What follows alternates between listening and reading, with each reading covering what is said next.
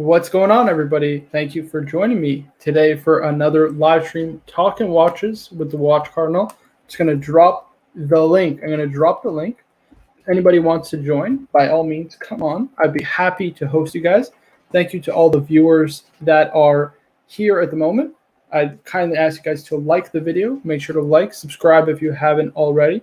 Guys, we're going to talk watches today. Of course, before we begin, a quick wristwatch check. What am I wearing? I'm wearing the Bruce Wayne, of course. And we got the first panel member of the night. We do have Quicker Draw. Hello, sure. Quicker Draw. I'll show you with the crazy. Very nice, very nice. We got Kelly joining us for another live stream. Thank you so much for joining. I appreciate it. And, of course, thank you to all the viewers. Now, I do want to mention something. I do have a video coming out tomorrow on a review of a Boss First Leather watch roll. But in case you're a new subscriber, you don't know, I am giving away 2 watch rolls. These are $300 rolls. So, guys, be sure to enter. Just leave a comment on that video tomorrow. Be sure to enter. It's going to go to 2 lucky winners. So, guys, I would really appreciate it if you check out the video, like, subscribe, tell your friends. And, yeah, let's get to talking watches. Of course, Kelly, what do you have on the wrist at the moment? Have you changed it up or you still got? I have not changed it up. I still have on my Batgirl.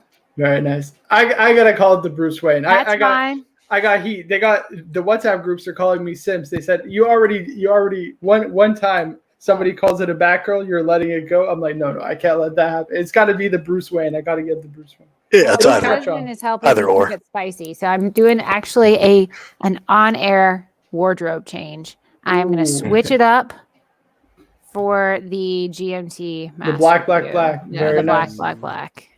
We got to come up with a better nickname than the black. This is a terrible. Mr. GMT himself, an old post on Instagram, referred to it as the Green Arrow, but The Green Arrow. I could see that. It better than that. Yeah, I like it better. I could see We got Tim back from his drug run. What's going on? How'd the package pickup go, Tim?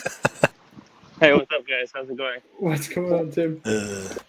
I just, I figured I'm gonna go get some Taco Bell before I pick up the package. I'm so close. Taco Bell. So hungry. Dinner champions. Yeah, you know, I was waiting for the internet guy for such a long time. I completely forgot to eat, and I just feel like I'm gonna die. Anyways, I'm walking past. That's the cyclone. Cyclone. There you go, guys.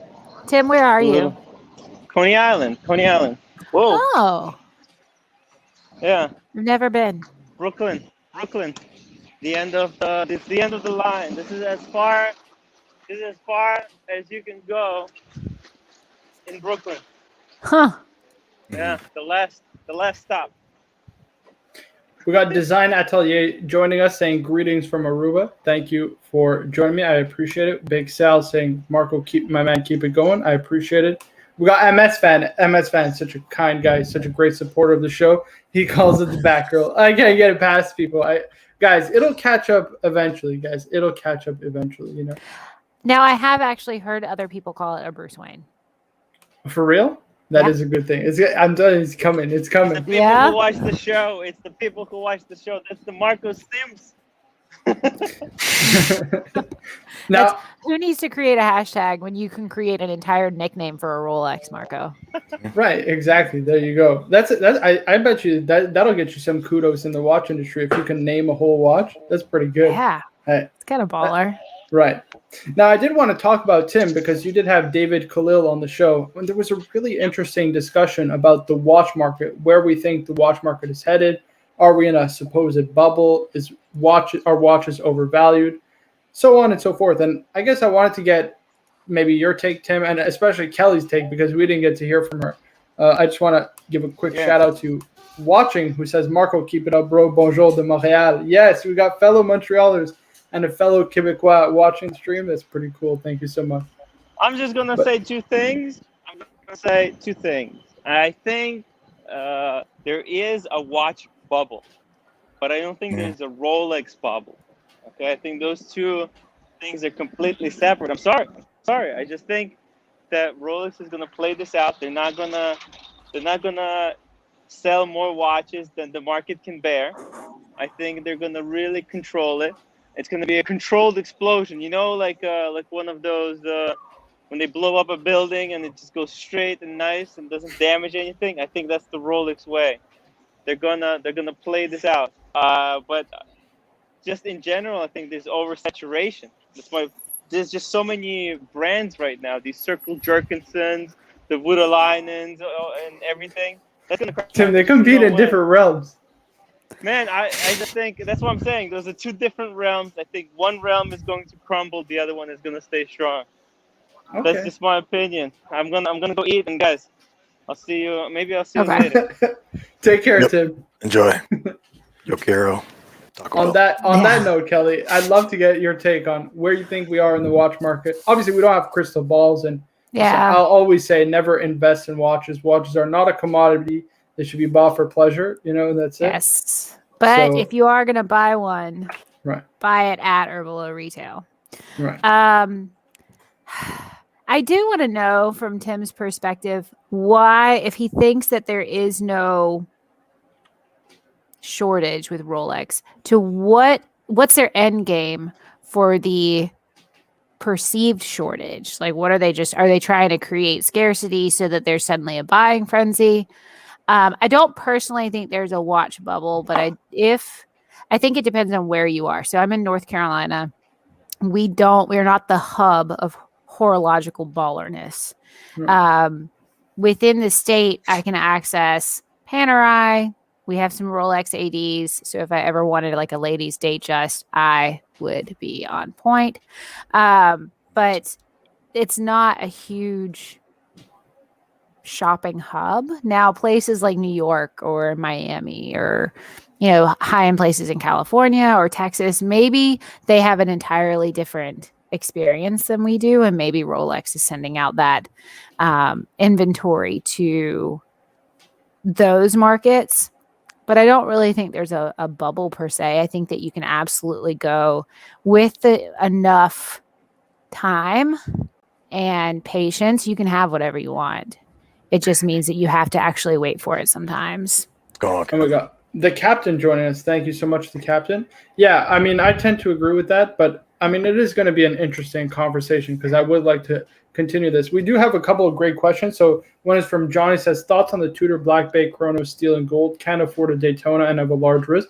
Why not just go for the new ones, the new kind of 42 mil chronos with the white dial or the black dial, whichever one you prefer.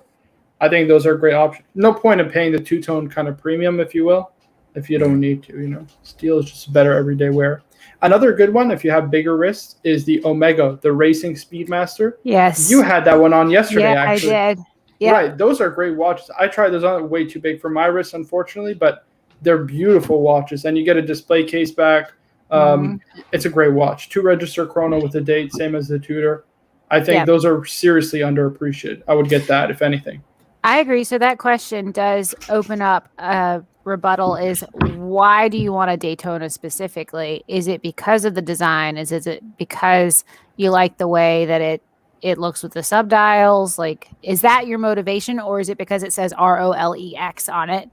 Well, there's that, and let's be honest, we see the dollar signs on the secondary market. They're a little attractive, right? They're pretty attractive. Yeah. If I could get a Daytona at retail, whew.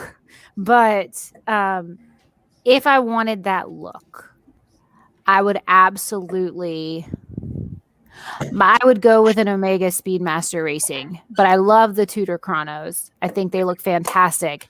However, that Speedmaster Racing is just such a fantastic watch. Yeah, I agree. I think that's the one to get if you have bigger wrists. GP also says, what are people's takes of the Tudor Pepsi GMT? I think that's a great watch. You know what I mean? I got nothing against it. I think it's great. Again, if you have bigger wrists, the Planet Ocean GMT might also be a great option. Yeah, I personally prefer Omega over Tudor. Just my opinion. I think it's just a little notch better than Tudor. It's just a little bit better. So, but Tudor Pepsi GMT, it looks great. It's got a great vintage aesthetic. Yeah. Oh, we do have a super chat. Yellow 100%. Raincoat. Thank you so much. $5.46. Thank you. Interest rates go up. Most watches go down, except for certain references that are so valuable or rare that are their own niche asset class. Now, here's kind of my take on it is there's so many people pouring into the watch hobby, right? There's more and more people taking an interest, taking a fascination for watches. And the idea is, as the watch market expands, you get more prospective buyers, right? And as you get more prospective buyers, you're going to get more demand on watches in general. And it's not like it used to be, 10 or 20 years ago where you had one good watch and that was, the average person had one good watch and that was it. I mean, Captain, you had a sub, right? You had a sub date for 20 years. It was your one watch. But nowadays he has 7, 8 watches. So it's not uncommon for people. Still have it.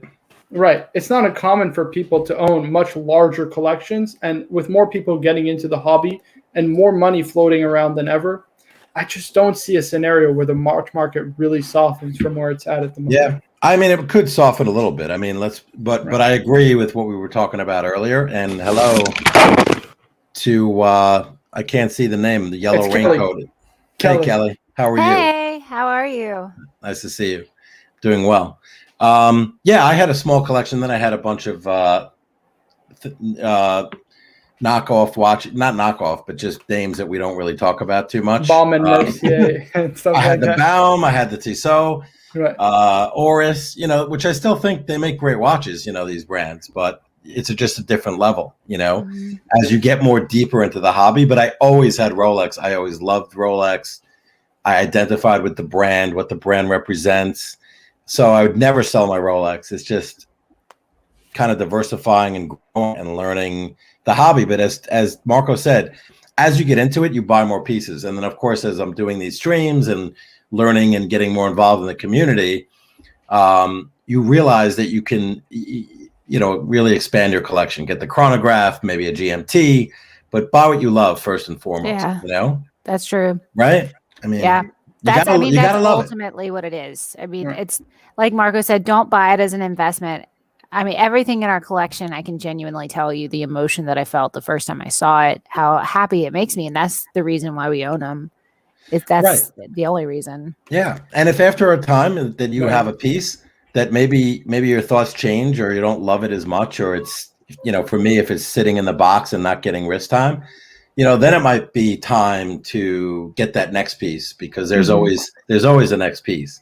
Yeah. I think. And this is also a great point from Smoggy. He says, comparing to AP, Patek, FP Journe, and recent longer price, I don't think there's any Rolex bubble. Well, I will say this. There was technically like a small, it wasn't a bubble, but there was a small market kind of correction with Daytonas because they had went, sky high very, very quick. And you see this a lot in the stock market, right? Where stock will go sky high. Then there's kind of consolidation at a slightly lower price, right? And that's what you're starting to see with Daytonas, also the Pepsi. So people are definitely trading these like they're commodities, unfortunately. But, I think the recent price hike, especially when it comes to FP Journe, that's been astronomical, especially when it comes to AP and the Royal Oak, especially when it comes to Patek and the Nautilus. I mean, they've been just absolutely insane. So, yeah. I mean, yeah, there you go. Look at this. He's got the Royal Oak. I love that. There we go. Upside down. Nice He's one. Captain Subby to us, but he's got the Royal Oak. Yeah. Can't get rid of my Submariners, my triple subs, because of my name now. I'm branded. I'm branded unless I rebrand. But I have an Instagram, a short little video with the watch in the rain, but I'm in my car, so it's really not. Huh. This is interesting. Bobby California says Watch Advisor has a video about Longines being the natural competitor to Tudor, not Omega. I think Longines is a little. See, that's the hard thing, is that Tudor's trying to go a little bit up market, but they're competing with Omega, which I think is just a little bit better than them. Like the movements are slightly better. I like their case designs. They're finishing slightly more. So I would definitely pick Omega over Tudor, but I don't think Longines and Tudor is necessarily a valid comparison either. I think Tudor is in their kind of own lane, in their own niche. So has Omega's new movements? I don't know, so I'm asking the question. Has Omega's new movements been able to match Tudor's, like as power reserve wise, or? Well, we can actually get into that discussion. It is actually an interesting point someone was brought up to me. Okay. I just want to get this from Yellow Rinko. He said, I don't think more people are into watches than before. We are really a niche group talking on YouTube. That's also possible. You know what I mean? It's also possible that, we're just a group talking and we are in an echo chamber, so to speak. We got Watches and Giggles. I hope you're well, my man. Happy to see you on the stream. And Wes P joining us. Wes, I'll drop the link if you want to join in by all means. But yeah, somebody mentioned something that was very interesting because Rolex guarantees the accuracy of their watches out of the factory to +2, -2, right? Yeah. And I don't know how much you guys follow forums, but a lot of watches, especially with the new upgraded movements, have been having a lot of problems with accuracy specifically. Rolexes, right? Yeah. Rolex, but also Tudor. And the reason is it's hard for a watch to keep constant amplitude over the course of its power reserve when it has such a long power reserve. And that was a really, I thought, intelligent point that was being made in that it's a ticking time bomb, right? The service intervals will be a lot smaller because you're putting so much more excess pressure on the gears. So, I mean, listen, it's definitely a valid point, something to consider. So is a longer power reserve watch necessarily better? I don't know. It's hard to say, to be honest with you. I know for speedies, I've read at least the more you have, the more wound it is, the more accurate it actually is. Huh? Interesting. I don't know how true that is. Listen, I do enjoy the fact that the Batgirl has a 72-hour power reserve. I could put it down for a couple of days, and I could pick it back up, and it'll still be keeping time, but. I have a no-date sub. That's the 48-hour power reserve, which, basically after a day, it's gonzos, right? So it's hard to say. Don't get me wrong. I enjoy the longer power reserve, but I am weary of the fact that there is a possibility that those watches long-term end up, with some trouble. Yeah. Marco, I have a question. Sure. Do you think that, I was just kind of listening, you talking about, rising prices in luxury watches and a lot more people getting into it. Honestly, and I collect vinyl, so I've seen vinyl prices literally go through the roof over these last 2 years. And I think what's happened is you've had so many people that have had so much time to sit and look and research things. And you have people that get into a niche or a hobby and they're like, oh, wow, now I can start attaining this. So you have more people that are buying. And that's causing the drive in the market because everything's drying up. Well, I think there's that, but I think also a lot of people are just, everything has become a commodity. I mean, everything has become an asset class, like Pokemon cards. When we live in a world where Pokemon cards are trading over $300,000 a pop. Yeah, like it's just, listen, I'm laughing, but there's a group of collectors that would be like, no, there's actual value in it. You know what? So like everything is getting treated as an investment nowadays. So I think that has part to do with it. When it comes to watches have always been, considered somewhat an asset class, but more so now than ever. And I definitely think there's a factor in that a lot more people are becoming interested because of lockdowns. They're getting into the watch hobby. I would tend to agree. That's, in my opinion, that's probably the biggest factor you see rising prices is more people entering into the hobby and building collections. I also think it has to do with the generations because like my generation, I don't really know what my generation is because it changes constantly, but I was born in 81. My generation came on the tail, started like the vinyl was still in our grandparents' home. We still knew about it. We still appreciated that musical quality. We weren't raised in a period of any kind of economic turmoil so much, so that by the time we got to be adults with our own money, we were ready to not only cash in on those really nice things, but then we realized that we could still have some of the blasts from the past, like vinyl, for example. And Bardsley, like you're saying, I have a friend who's huge into vinyl, and she constantly tells me how hard it is to find some of these very well-known albums. She was on a hunt for Pink Floyd. What was it? Wish You Were Here. I don't know. I don't do music very well. I like the songs, but she was telling me, she's like, you just can't find them. And I think it's because the generation that has expendable income at this point in history is so familiar with all of those different things that we want to relive it. And now we can. Yeah, I agree.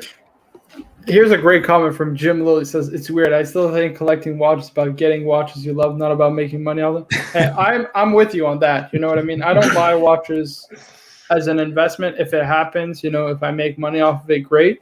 Obviously, it sucks to lose money if ever you have to sell a watch. Yeah. But I mean, that is part and parcel of being part of any hobby. You know what I mean? You play a sport, you're going to spend tons of money playing that sport. You know what I mean? Yeah. But then you get people like Codpiece coming around, right, flashing timepiece these fancy gentlemen. sports cars and making young kids these days think that It's so you easy. can live Yeah, the rapper lifestyle. You know what? Here's the thing, though. Like, right?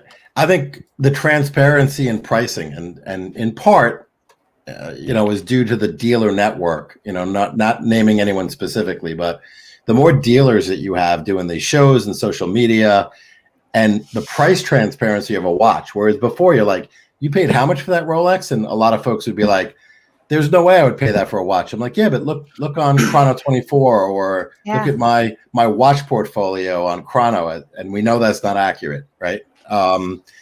But it looks nice. It looks nice. There's still value. So now here's the thing: when the stock market crashes, you get that whoosh bottom. Everyone sells because everyone's running for the door and everything else. If watch prices start teetering, is everyone going to start grabbing their watches and start like dumping them onto the market? I don't think so, personally. No. Well, I'm definitely going to look through my kid's Pokemon card collection. And see Yeah, you may want to consider that. Some of those NFTs that you have, Burbinghard. No. I know. Yeah, You're way too smart for that. And that's also a great point, Captain. Is you got more dealers now than ever. So there's a part of it. I don't know who's breathing into their mic. Please stop. But there's a part of it also. No, I think I'm watching this fetish Instagram. No, don't bring that up. Are you like? I gotta read the comments. Archie's channel. No. I haven't seen it. I haven't checked it out yet. You have haven't seen it. I'm afraid. No. Do it. Don't do It's it. fine. It won't hurt you. Oh, it's really bad. I wish I knew how to quit you. Right. Don't want to get addicted.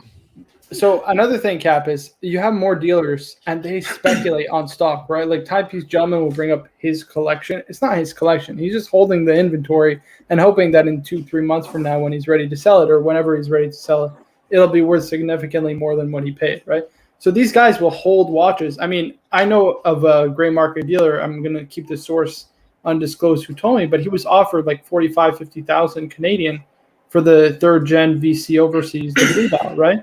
And he didn't sell it. He said, listen, I'm in no rush. Think about where that watch is going. It's a boutique only watch, Blue Dial, which is, Steel Sports from Vacheron. It's got the triple bracelets. You got to have prior purchase history to Vacheron. It's only going one way but up, right? But the point is he's speculating on that watch. He's still going to hold it and hope that its value increases. So, yeah, I passed on that watch before it was boutique only. You know that story. Listen, let's not get into it. Biggest mistake in my life, but hey, hindsight is 2024, right? Hindsight. Yeah, is that's true. That's true. Wes P says, "Watch Cardinal. The best and worst thing to happen to my watches are if/when they are discontinued." Right, because then you're like, "Shit, should I sell them? Do I really like it? Should I keep it?" Yeah, I get it. It's going to be like the housing market, is that you can look at it and you can say, oh my gosh, things are so aggressive right now. I could sell my house and I could make so much money. But then you also think, what if I held on to it to see if I could make some more? But it's always a gamble, because is that the turning point in which the bubble is going to pop and things are going to drop? I mean, it's like cryptocurrency and anything on the stock market. There's always a risk. There's always a potential it could go higher. There's always a potential that as soon as you list it, that's when everything drops. Right. And listen, I'd love to start straying away from this topic, because I like the idea of, yes, watches are great. They have an inherent value, a retained value. But one thing that I love is, what are we looking for next? What are we looking at next, guys? I want to know what's next on the radar. Let's go around the panel. Okay. Oh yeah, AMC has been doing terribly. I sold it 2 weeks ago. Thank fucking Christ. Yeah, I just pulled it up. Thank Christ. Oh, it's really bad. Bring it up. Where is it now? Oh, it's like at $34. I sold it at $52. Yeah, I sold it $52. That's still higher than where it was. Right. But anyways, let's go around the panel. What are we looking to acquire? What are we looking at, or we would like to acquire rather? Quicker try. You want to start us off? Yeah. No. So I am looking talks right now with somebody for a PAM 00061. It's a manual one, tobacco dial Panerai. Hopefully hopefully the rubber band or strap that comes with is in decent condition. But also obviously still waiting on that call from the AD, right? So for that one. You ever seen that the YouTube 41 username sub. Quicker Draw? There's a guy on YouTube. His YouTube username is AD Never Calling. Hey, she's back from Iceland. I need to check in with her. Oh, she says she's got souvenirs for the kids. So, Kelly, what do you got on your radar? Well, we very rapidly bought 2 Rolexes. So we've hit a point where it's time to just pause because the collection grew from 2 watches to 23 in a year and a half. Some of that's plastic. I don't count those. Okay. So we're pausing for the time being to go through and figure out what we want to do. We're going to end up selling the PAM 388. I also have a Seiko Ice Diver that's going to go on the market as well. I love it. I just don't wear it. As soon as I got the Tudor, the BB58 navy, I just started wearing that more as a blue watch. But what I think that I'd like to see next is a Grand Seiko. We have a Zenith Chronomaster, we have a Tag Heuer, but I'd love to see a really nice high-end dress watch alternative to the Zenith. But then I'd also like to touch on maybe like Breitling, or I don't really know. I think if you ask Peter, he'd tell you an entirely different story to that. You seen those Zenith Elites? What do you think about the Zenith Elites? Those are great, just like 3-hand. They're here. I can pull it up. They got even the chronographs. They use the El Primero, but they're a bit smaller actually in size. I don't know if that's probably your preference. I need to be less snobby, but as soon as I hear anything like 38 and less, I think it's 38. That's why I'm like, Kelly. You know your worth, girl. Thank you. We got watches and gillies. I'm getting a Tudor Black Bay 58 in blue for myself, and more importantly, a Rolex Explorer 36 mil for the wife. Right? Because he has the 214. No, that's what? That's the wrong way around. No, because he has the 214-270. So he'll be matching, right? He'll have the 39 mil, and she'll have the 36. They can match. I think that's great. Look, we got Brian BK in the chat. Thank you, Brian. Right. So in the Artiverse, you got to hoard and possess. We don't sell nothing. I know. You got to hoard and possess. I know. Okay, so I have a question for you, Kelly, if you don't mind. You just said you got 2 watches, like a his and hers. No, it's a mine and mine. Oh, that's. I don't understand that question. No, so I have a 7-inch wrist, and my husband has a 7 1/4-inch wrist, and so luckily we have a very similar taste in watches, and just happen to really enjoy sharing them. Thank goodness for the micro adjustments on the 2 most recent purchases. The Omega, the Seamaster that we have, if I'm wearing it, it lives on a rubber strap because I can't wear the bracelet. I don't like it. But I have to get a strap for the Speedmaster. But typically we share. We have certain ones that we prefer over the other person. He likes the tag a lot more than I do. The Seamaster just like too bulky on the wrist, or is it just like the weight of it? It's the weight of it. Because I don't mind a thick bracelet. It's just for some reason there's something about it that's just a little too heavy.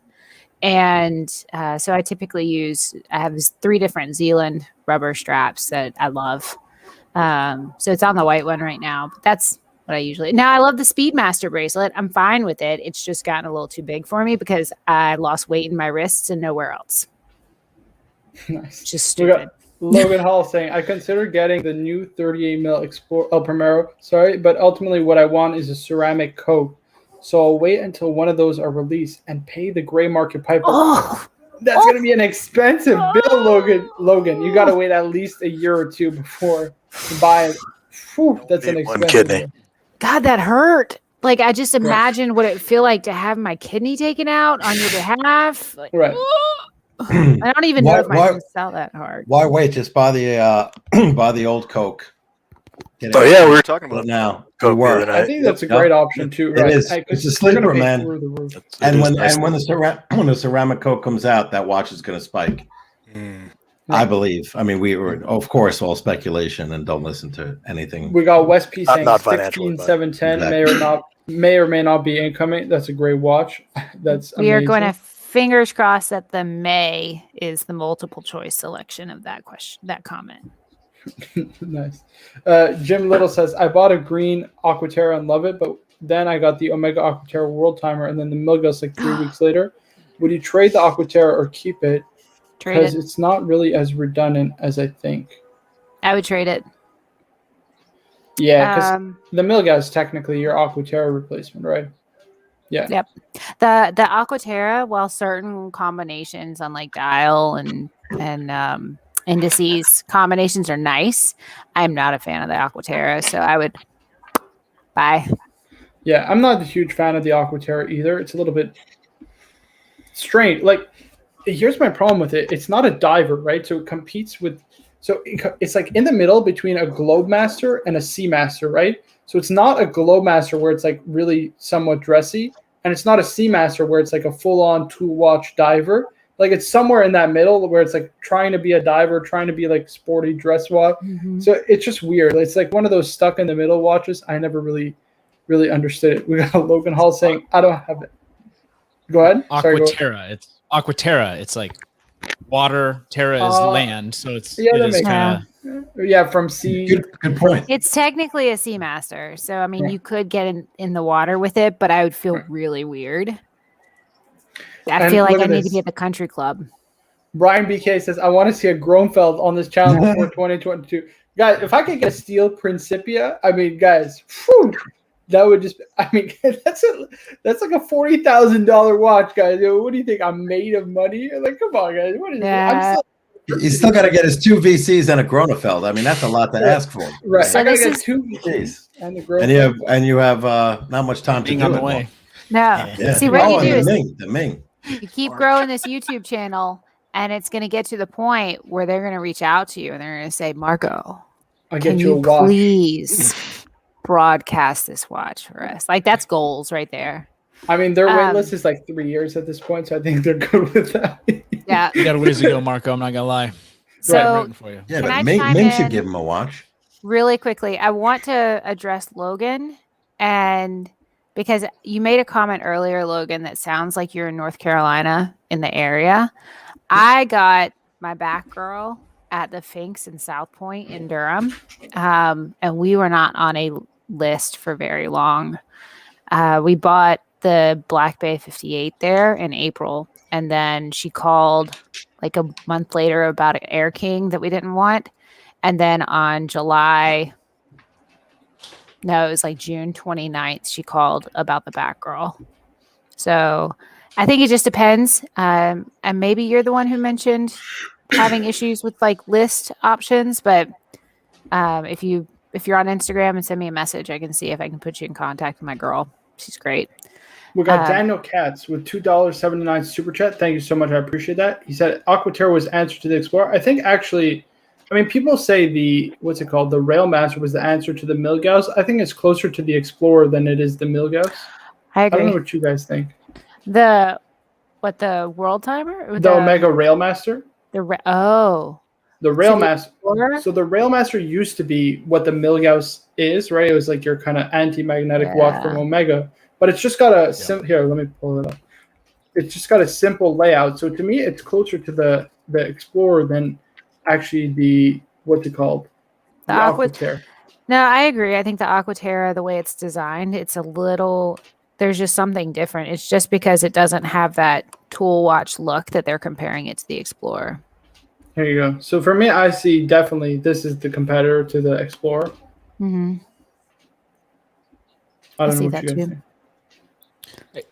I mean, when the Railmaster was initially released, it had it was advertised as having anti-magnetic properties, like similar to a Milgauss. So I think that they're, for people that are on trains and things like that, but it was supposed to be a tool watch that had a higher level of anti-magnetism. And we got a great question. We're going to get back to what's next on the board for Birmingham and the bottom of the panel. We got Design Atelier saying, question to all, what will it take for a smartwatch to be accepted by watch enthusiasts?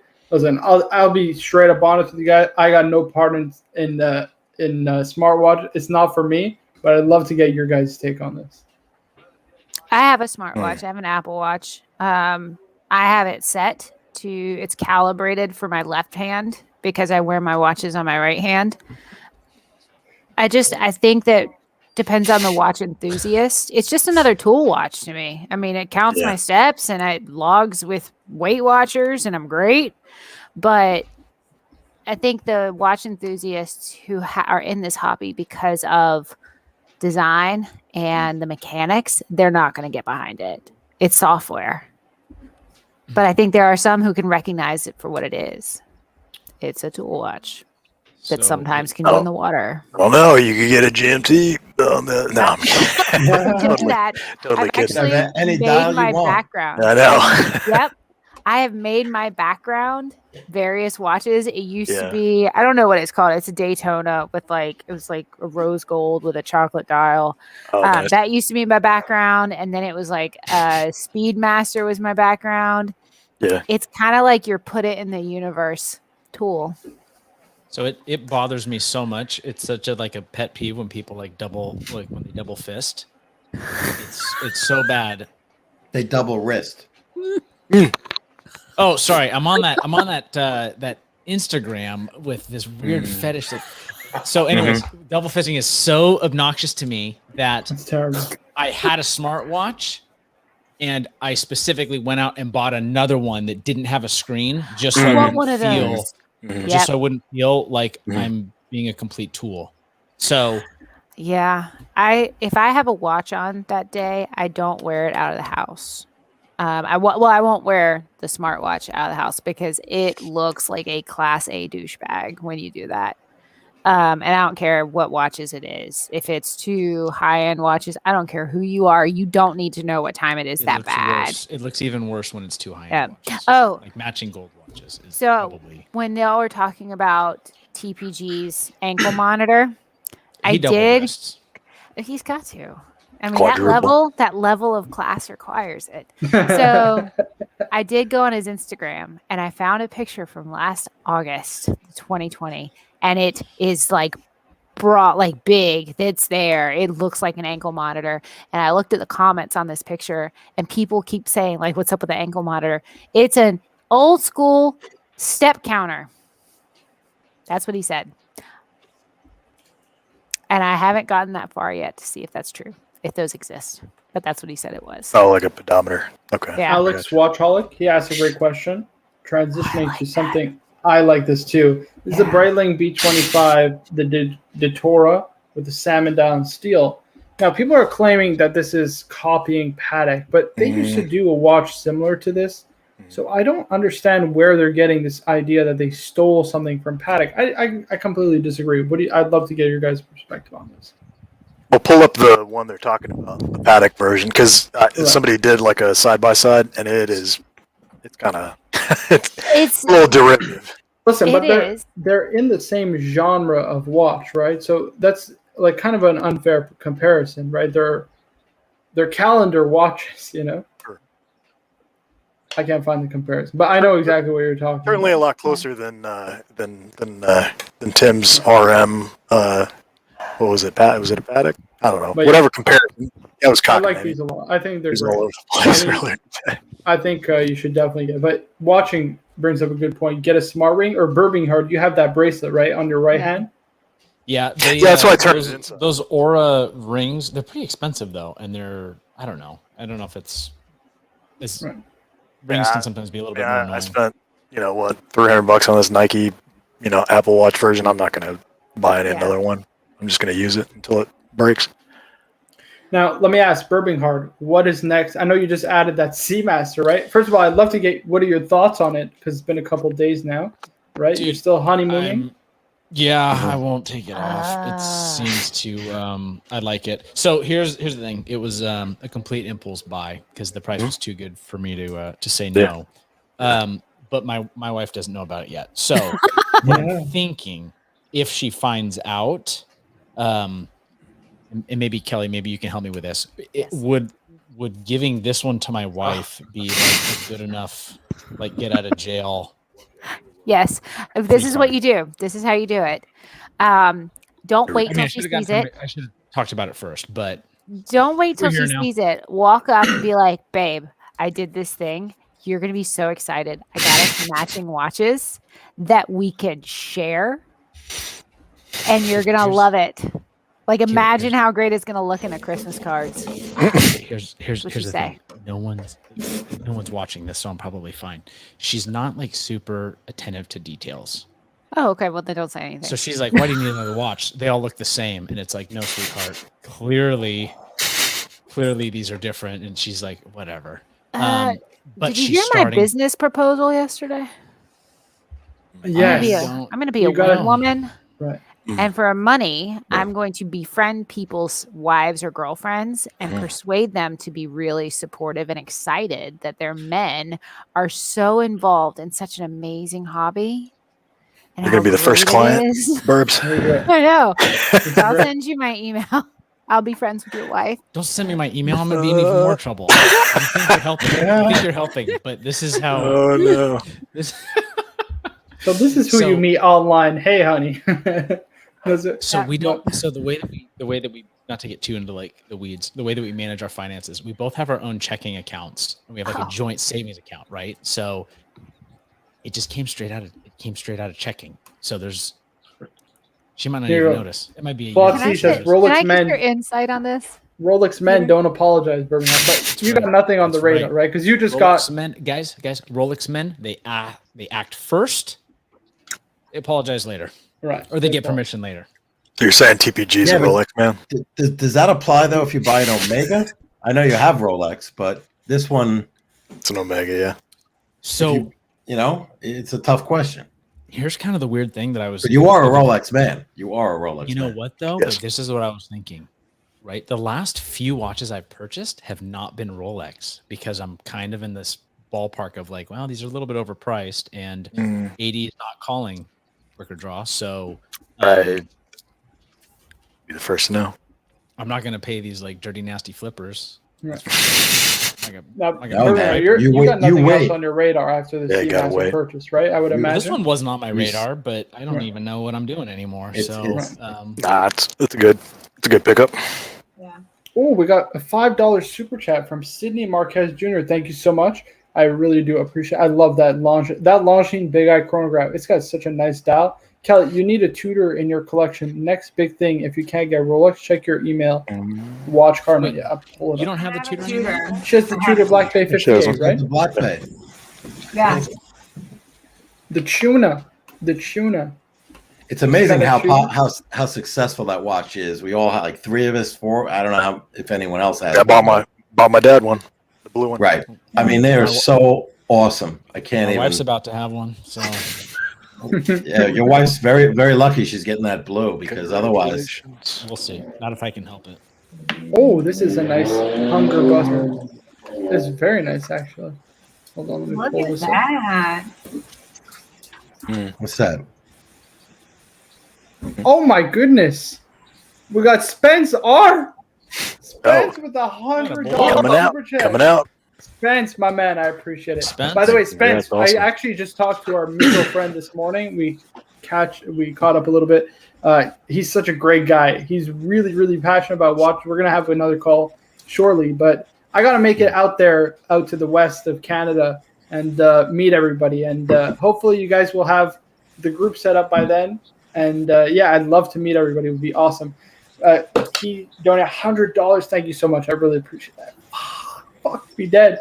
Marco, wish I could have made it yesterday's stream. No worries at all. Thank you so much. Congrats again on the monetization. Looking forward to seeing what's next. Hashtag 1940. Yeah, everybody knows it's nice for me, guys. I got to stop spooking this watch because if I keep saying the Vacheron Historiques 1942 is my next watch, people are they're gonna catch on. You know what I mean? They catch on very quickly. And they've gone up and up and up and up in terms of price. It is not fun at all. It is terrible. And it's just terrible to see. Guys, I got to call in a night. So thank you for having me, Marco. No I worries. appreciate it. I appreciate you coming on. Guys, I just want to pull this down. I just want to bring you up full screen. Hopefully it shows her name also. It's Kelly on her own time. There you go. On her own time is her Instagram, guys. Make sure you're following her. She's going to start a YouTube channel soon because we're telling her to, hopefully. Do it. But yeah, thank you so much for joining me. I really appreciate pressure. that. Hold on. Thank Follow, you. follow. I just need to show you this because Sydney did give a $5 super chat about the Tudors. Let me just pull this up very quick, if you don't mind. Here we go. It's a great 3-piece collection right here. That's fantastic. They look awesome. That looks great. Thank you cool. again, Kelly. I appreciate it. Bye, y'all. Bye, Take Kelly. care. Have a good night. Hope to see you soon. So, Sydney, yeah, this is a great 3-piece combo bucketed chicken deal. I mean, this is pretty incredible. 2 chronographs and the Harrods Tudor. Amazing. Really, really nice. And we got Design Atelier asking to EDC folks, what brand is the Rolex knives? I think it's Chris Reeves, right? Chris Reeves. Yeah, I would tend to agree with that. Yeah. Yeah, Chris Reeves. There we go. We got Captain. The man with one knife. And Careful, got Reeves. snake bit by his Sebenza. There you go. It's all grease too. It's getting easier to open, man. I could do it one-handed. The thumb has been conditioned. Sweet. One hand open.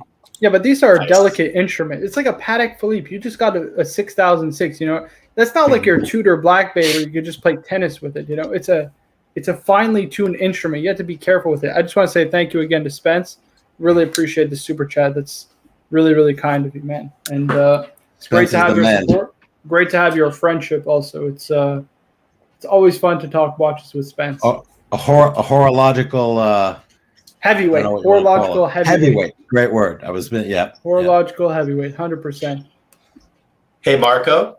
Yes. I got to head out, but I just want to thank you, gentlemen, for letting me join your stream tonight. And on my way out, I'm definitely looking at the Black Bay Chrono Panda. Really love that. I'll take Burb's C Master that he just got. Certainly, if he wants to pass that on. And, probably looking at a Planet Ocean as well too. So. Oh yeah, POs are nice. Amazing. And you got something to spruik, right? You got something to promote? Go ahead. Yeah, so I'm on YouTube, just kind of up and coming. I do Timepiece Gentleman videos. That's kind of what I'm known for right now. And just following the drama, of course, it gives good ratings. So we'll keep if you're into that stuff, check it out. And I'll be sure to subscribe after the stream, man. Listen, I appreciate it. The watch community is better when we all uplift each other. You know, we're not competing with each other. There's enough viewers for all of us to get our own. You know what I mean? To build up our own community. And it's good when creators support each other. I think Oshin brought up that point yesterday, and I think it's a really valid point. And it's very admirable for him to support someone, you know, like a little old me. You know, like I'm nobody in the watch community, but for him to support me, I appreciate it. So if I could help you out, guys, make sure you're subscribing to B Bardsley. Really appreciate you jumping on, man. Yeah, I appreciate that. Thank you so much. I would love to do this again sometime. And I'm not crazy and weird. That's not a real human skull. I have fish tanks in my background.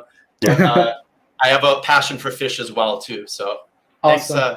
Thanks for letting me join tonight. Thanks, guys. Take care. Hope to see you again, my man. All right. Too bad KC Aquatics isn't around anymore. He can talk fish tanks. Right. So I just want to say, Spencer, thank you again. Had to get in support to watch Cardinal. I appreciate that so much. I just want to pull up this infographic foreshadowing my potential future. You know what I mean? 2 Rolex, 2 BC. I got the sub. I got the Bruce Wayne. I got the 1942 and the Corne de Vache.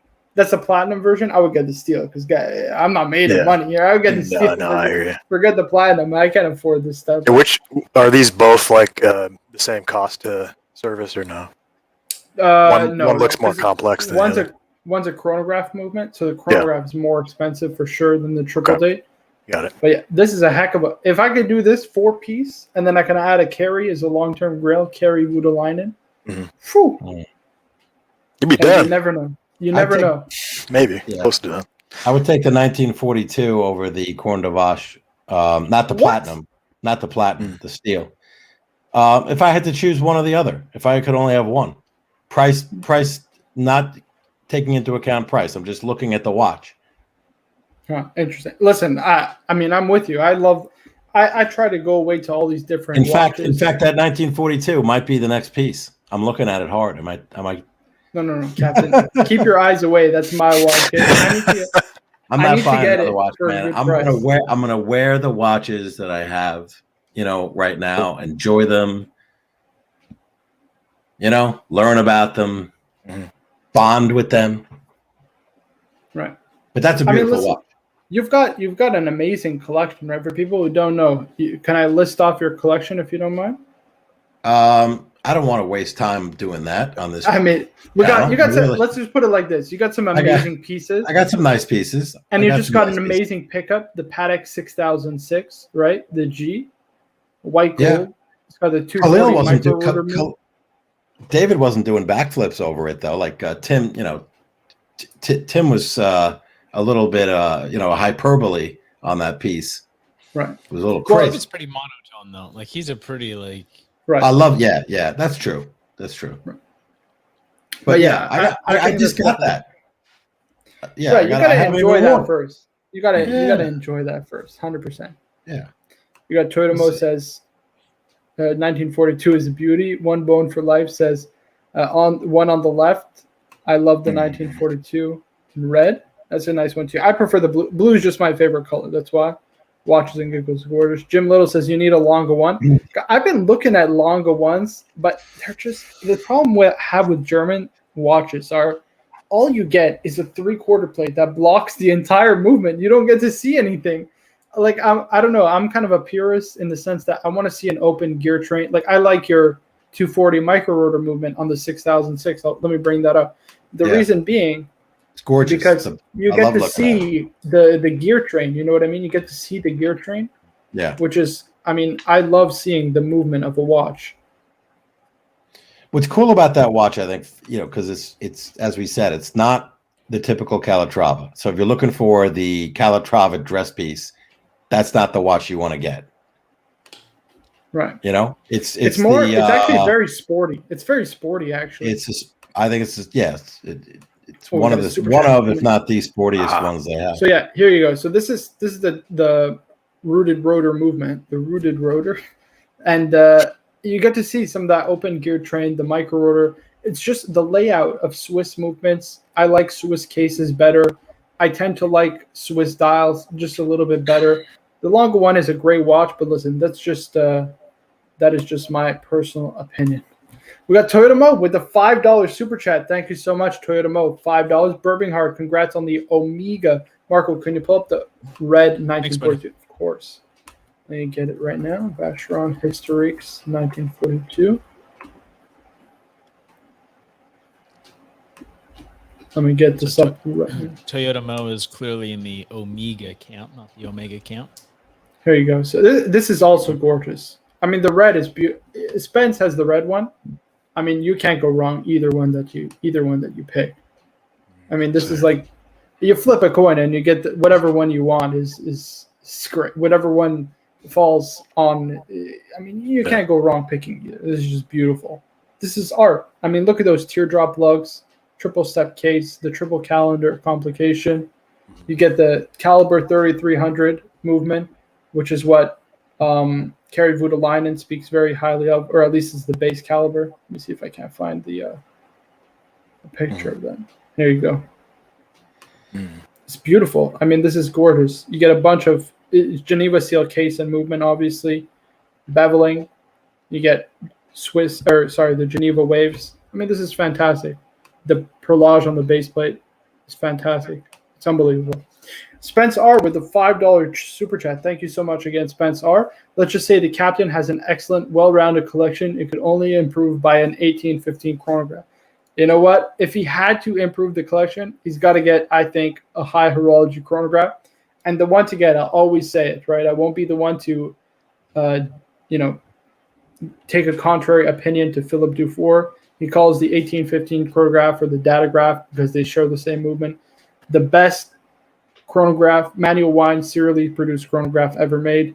And I would tend to agree. That movement architecture is something to behold. Let me pull it up. What do you think, Cap? What do you think the possibility about adding a Lange 1815 chronograph? I think, down the road, as possible, but I think I would want to consolidate too. I think I'd have to get rid of possibly the Rolex two-tone or the which I don't want to do because I like having or the AP. The B and the AP. No, the AP would stay. So it would be the B or the Hulk. The Hulk. Ooh, you can't sell the Hulk. You Cash in while it's hot. You cannot sell the Hulk. If you sell the Hulk, you will regret it. So it'd probably be the B, but I have, it's funny with the chronograph. I don't have a GMT, but I have the Omega, So maybe the Speedy would go if I got this chronograph, but I actually think I like the black dial. I do like the white dial. I like the black dial. I think the black dial is really nice. It's just so stealthy. I think actually our mutual friend Spence has exactly this one. But yeah, this is, it's beautiful. This is art. This is mechanical art, guys. And we got Toyota Mo reminding us, Marco, rumor has it, longest service is $9,000. Yeah. It's certainly not cheap. Listen, it's expensive. It's not 9,000, but it'll be expensive for anybody, but obviously if you need additional repairs, the total service bill will be a lot higher. Yes, the total service bill. Let's just specify it, Some people get prickly. They get prickly when you forget the details. Yeah, I forget which one it was, but the one you had mentioned with the rooted rotor. Does the rotor being off center like that, physically you would think, does it affect the movement, or what type of impact does that have on? We'll get to it in 1 minute. He said we got B. Barton with a $5 super chat. Thank you so much, my man. I appreciate you hanging out, and I appreciate the super chat. You didn't have to do that. Marco, thanks for letting me hang out, listen, and learn this evening with you fine people. I appreciate it. Again, it was a pleasure to have you on. You're always welcome back on my show, Tim's show, Archie's show. If you want to come on, by all means, you're more than welcome. Thank you again for the super chat. I really appreciate it. Yeah, awesome. So yeah, let me pull that up. Very quickly. Yeah, I have to say I like the black dial on this much better than the white dial. Much better. I would tend to agree. So there's the micro rotor, right, which lines up with the small seconds. So you'll see here, right, when it turns, it'll just turn all of these gears. So there's a huge gear train. It doesn't affect the movement in any way. It's just another way of winding the watch, essentially. So that's a good question. Yeah, I'm just thinking physics-wise. Go ahead. So one of the things that they're having to do, though, right, is because it's a smaller rotor, they're making it out of gold, also because gold is heavier. That makes sense. Is able to get that centrifugal force to be able to wind it. But it does let you see more of the back. So that's the nice. That's the purpose for it. Got it. All right. Thank you so much, Bozer, for the subscription. I appreciate it. And Jim Little says, gotta go, guys. Thanks for the advice and the overall chat. Great stuff. I appreciate that greatly. Thank you so much. Thanks for hanging. I'm going to be doing some family dinner. No worries, Bergen Howard. We're about to approach the 1 hour. I think I can keep it short, sweet, and to the point. So I'm just going to wrap this up in about 2 more minutes. On the 1,000 too. I appreciate it, Bergen Howard. And guys, make sure to check out Bergen Howard's channel. You got a YouTube channel, right? Yeah. You got a couple of videos posted, guys. He made a great video about 2 wristwatch-wearing wankers. Don't be the 2 wristwatch-wearing wankers, guys. And the thumbnail. That's hilarious. I love the thumbnail, too. That was great. Take care. I'm good to go. Alrighty. Guys, what I will do is I'll drop the link if anybody wants to join, by all means. I could keep the stream going. Yeah, let's get some new blood. Hey, if anybody wants to join, by all. We don't bite. Marco's a good guy. Now, Cap, let me ask you, isn't it crazy? I got these expectations, right? Gronfeld by 2022. I got to get the Historiques 1942 in. How am I going to do all this? What kind of accounting do I got to do to get all these watches? Canadian lottery. Right. We need more subs, guys. Right. Upvote, like, subscribe, super chat. That's how we get there one day at a time. Yep. You keep chipping at the wall until it breaks. Right. And that's the thing. You know what I mean? Like I was speaking with a collector this morning, and I said, knock on wood, all things considered, hopefully I'll have, the next 60 or so years to collect watches. So, it'll be a great thing that I'm looking forward to. I don't know who this is. Mm-hmm. I got to tell you, Gronfeld, I've been hearing a lot about them. Tim Masso talks about them a lot as being maybe are they up at the, they're probably at the level of Moser, but I don't know about in popularity right now. Have they reached that level? Where do you put them vis-a-vis Moser? They're much better than Moser, actually. Like in terms of the quality of the piece and the finishing and the movements. Right. I think. Well, again, I mean, this is just one man's opinion, but I definitely think they're at the highest level of independent watchmaking. You know what I mean? From a finishing perspective, from a complication perspective, and that's not to say that Moser isn't there either, but they will do like some things by machine finish, which is very frowned upon. You know what I mean? But yeah, listen, I'm not the biggest finishing snob in the world. You know, Moser still has tremendous finishing, and I think the value for money on Moser is a lot better than Gronfeld, to be honest, especially. Oh wow, okay. Yeah, because Gronfeld is extremely hot, right? So there's 3-year wait lists. I mean, they're really? They're trading significantly over retail. Where does Debethune rank in there? What do you think? It's hard. Is this another one Masso talks about a lot? Yeah, so interesting looking watches. I like some of those Debethunes, man. They're grown up. At first, Liz Ross brings up a great point. Their movement archronometer is the best in the class.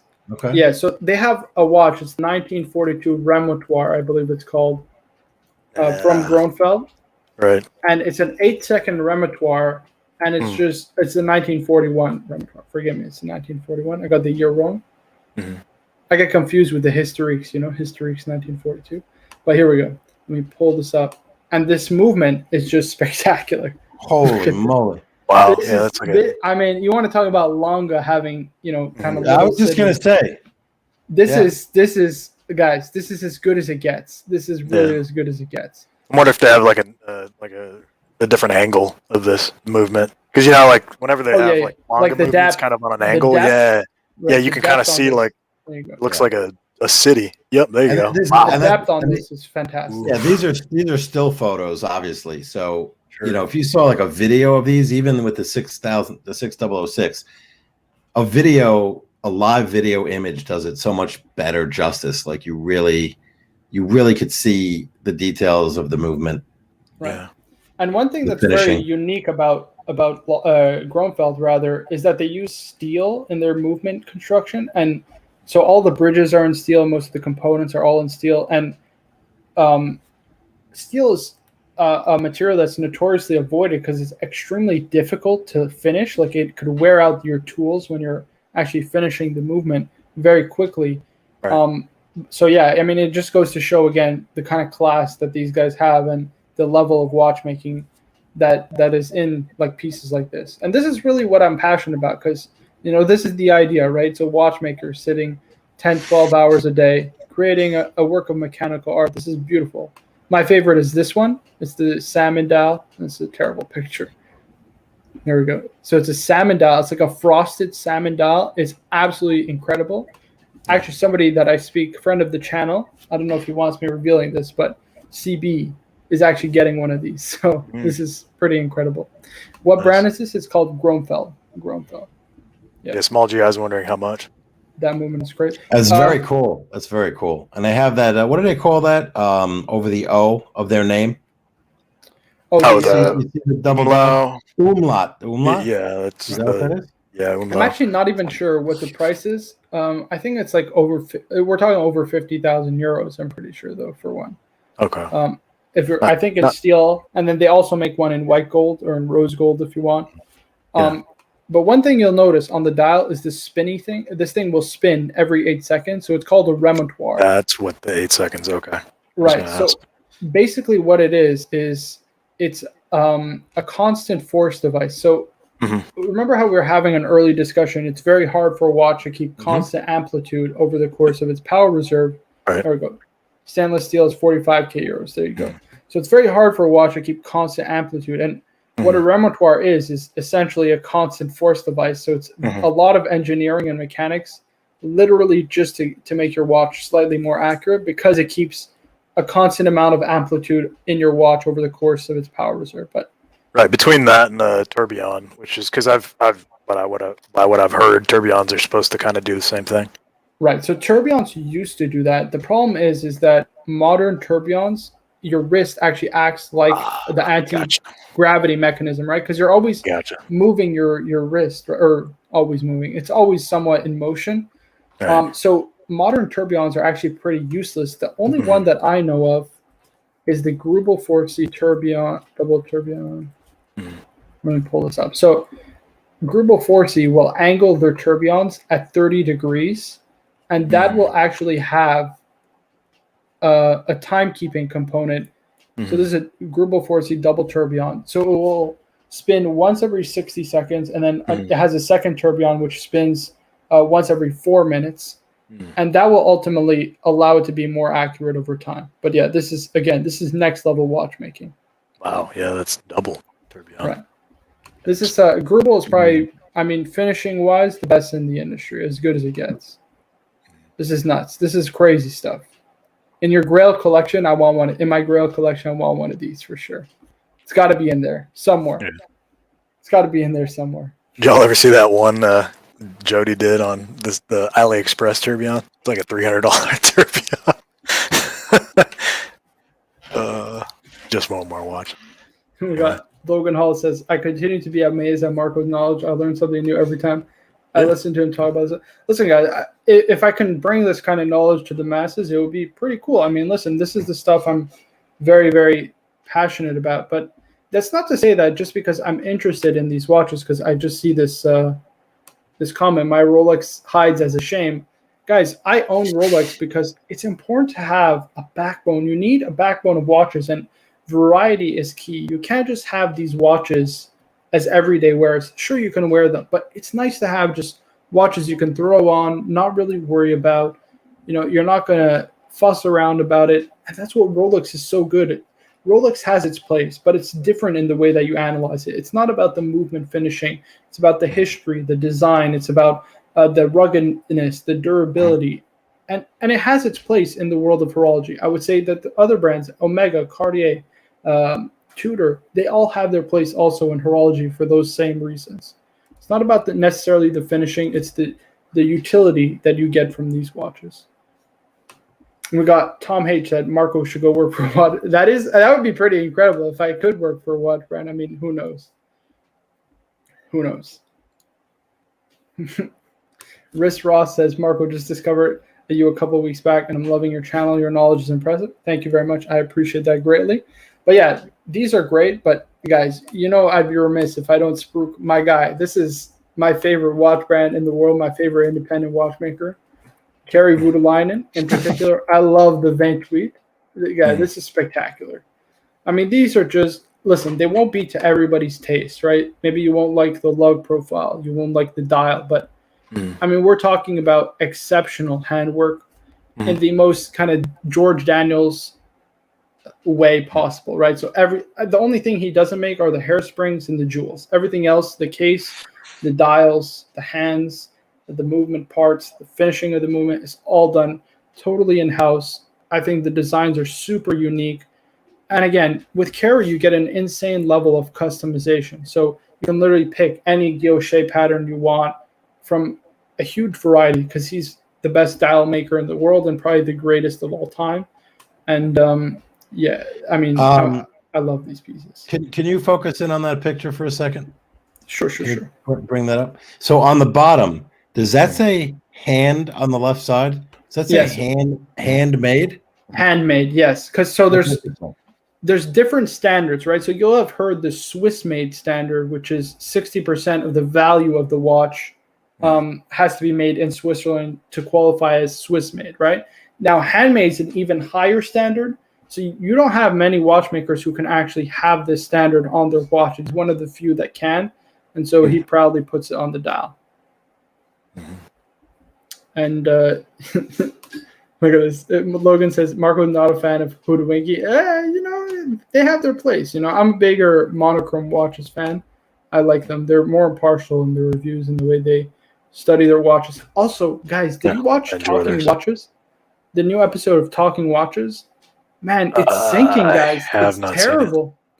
Guys, it's terrible. It's sinking quickly without Ben Clymer. We need Ben Clymer back on the Talking Watches episode, guys. It's sinking. Gotcha. Hiromo says, Marco, I'm waiting for you to work at VC so I can get that friends and family discount. Yeah, that would be amazing. That is awesome. And we got Logan Hall says, Marco, have you ever seen a Kari Voutilainen in person? I haven't. I can only see images. I mean, Montreal is not a very prestigious watch city, so I don't get to see a lot of these watches, unfortunately. But I'm hoping. Listen, I'm trying to see if I can go to that event in October, so I can actually see some of his watches up close in person, and get a conversation with him going, and hopefully he'll hire me. No, I'm just kidding. I'm just kidding. But yeah, that would be really cool to see his watch in person. And there's other great brands, but unfortunately, Montreal's a prohibitive city for anybody who enjoys watches. There's just not much to see. And we got Sean Robinson saying, "Hi, Marco. Been watching you all for a few weeks now and love what is the story on how you got hooked up with Tim Wright and AC3?" So yeah, we all kind of just randomly kind of went on the archery stream, and we just had really great chemistry all together. And it's been we've been going strong ever since. Like we do the archery shows, well, I'll do Tim Wright shows, I'll do my show, JJ will do his show, and we're all together usually every day on AC3. So yeah, there's not a super complex story. He just asked people to jump on. We all did, and it's kind of been like that ever since. Yeah, it's been a fun ride. It's been a pretty great ride. And on that note, I'm gonna wrap this show up, guys. It's been an hour and 10 minutes. I want to thank everybody for coming on. All the people who were on previously, Burbinghard, as well as Kelly, and geez, I already forgot his name. B. Barsley. Yeah. B. Barsley. There you go. Thank you so much. B. Barsley. And guys, make sure to subscribe to him on YouTube. B. Bardsley, guys. B. Bardsley. I'm going to go subscribe to him now. Otherwise, I'm definitely going to forget. Guys, I'm going to wrap this show up. Thank you so much. Toyotomo says chemistry works. And he says, what's interesting how you guys all show up at the same time and all of you have stuck. Yeah, it's been great, guys. Captain, love you, man. I appreciate you. Quicker Drop, thank you for joining the show as always. It's been a great night. I want to thank, of course, everybody who took the time to watch the stream. Please make sure to like the video, subscribe for more in the future. I want to thank Spence R with the amazing $100 super chat plus the extra contributions. Thank you so much. That is really, really appreciated. I appreciate that greatly. Thank you also Toyota Mo for the super chats, B. Bardsley for the super chat. Guys, I really, really appreciate you guys hanging out, and I'll see you guys soon, hopefully. But yeah, make sure to check out tomorrow's video. I'm doing a review on Boss vs. Leather watch rolls, and I'm giving away 2 rolls, guys. Be sure to enter. You got to just like, subscribe, and leave a comment down below. See you guys in the next one. Boss